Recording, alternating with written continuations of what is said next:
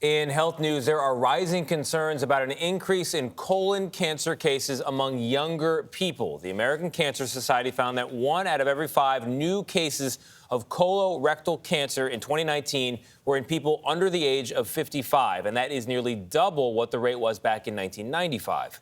The report also found that more patients under 65 are being diagnosed with late stage or later stage disease. That's not good. Colon cancer is the 3rd most common cancer overall and the 3rd leading cause of cancer-related fatalities for men and women in the U.S. CBS News chief medical correspondent Dr. Jon LaPook is also a gastroenterologist at NYU Langone and the doctor for basically everyone I know and care about. Yes. Hello, my name is Gayle. We're very happy with our doctor, by the way. Yes, my wife is as well. Thank you very much for being here. So a doubling in the rate of cancer for younger people here. What's going on? Well, we don't really know. There are a lot of suspects, but, the actual villain isn't clear. Is it the fact that we are more obese, because obesity is a risk factor, more sedentary, something in the environment, something we're eating or drinking? Or fascinating to me is the microbiome, the trillions of bacteria, thousands of species in our colon. It looks like there may be a relationship. Our microbiome is changing, and that may be contributing to the increase. Boy, but if you don't know what's causing it, it's hard to know what you do as a person to help reduce your risk. Well, you get screened. So that is why, they have dropped the age that you first get screened if you're at average risk from 50 down to 45. And that's the reason why. They said, well, polyps are sitting there for years, totally benign. And if you take it out, and that polyp was destined to become cancer, you don't get cancer instead of getting cancer. So what they're doing is lowering the screening. Because years ago, you found a polyp, because I first went to you in 2016, you found something. Yeah.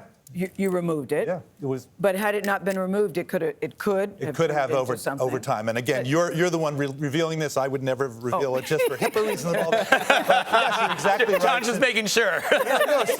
And that you're Look at John telling my business. No, I tell you, Gayle, well, I'm a nut about this. I'm very, very confidential. And since you're saying it, yes, you're a perfect example, Gayle. You had a small adenomatous polyp. Those are the kind that are totally benign. It could have been in there for years doing nothing, but gradually, over years, it had the potential to turn it to cancer. We took it out, and that's the end of it.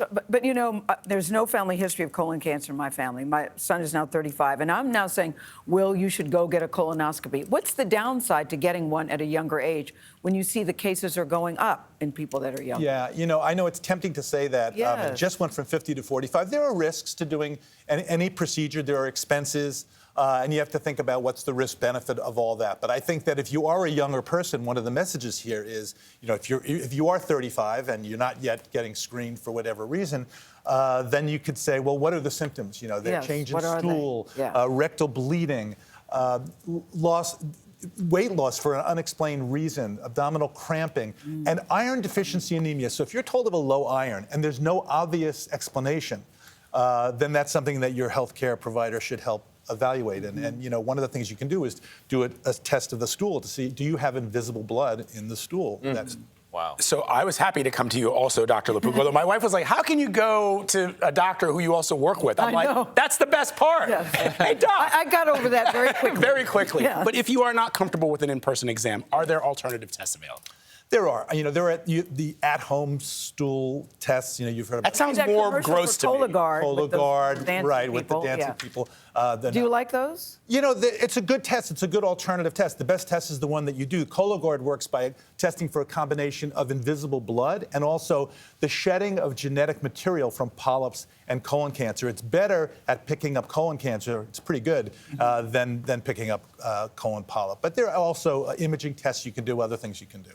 All right, Dr. Jon LaPook, always great to have you at the table. We appreciate it. And to see you in the briefing room as well. The exam room? Exam room. Always there, Dr. LaPook.